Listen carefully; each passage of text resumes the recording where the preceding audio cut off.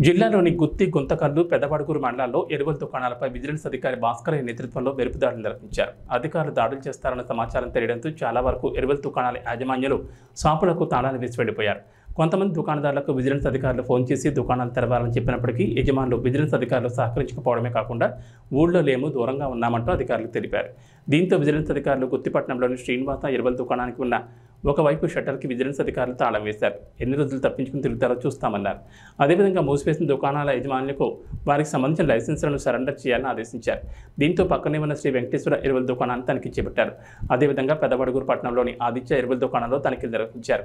వారు stock maintenance నిల్వలు, register maintain చేయకపోవడం, అలాగే వివిధ రకాల కంపెనీలకు చెందిన ఎరువుల అమ్మకాలపై విజిలెన్స్ అధికారులు ఆగ్రహం వ్యక్తం చేశారు. అదేవిధంగా స్టాక్ బోర్డు నోటీసుపై ఎరువుల రేట్లను వేయకపోవడం, రికార్డు తప్పుగా ఉన్నట్లు గుర్తించారు. అదేవిధంగా 33,99,840 రూపాయలు విలువ చేసి ఎరువులు నిల్వల్లో వ్యత్యాసాలు ఉండడంతో షాపు వారికి ఎరువుల మందుల అమ్మకాలు నిలిపివేయాలని తాకీదులు అందించారు. అయితే వీరందరికీ తనిఖీలు ముగిసిన అనంతరం ఉన్నతాధికారుల ఆదేశాలతో పెద్ద ఎత్తున తగిన జరిమానాలు విధిస్తామని తెలిపారు.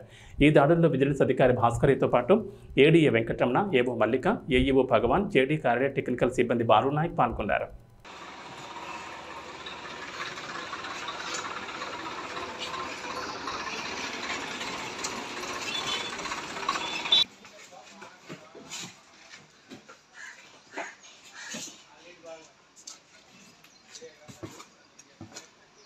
Come on.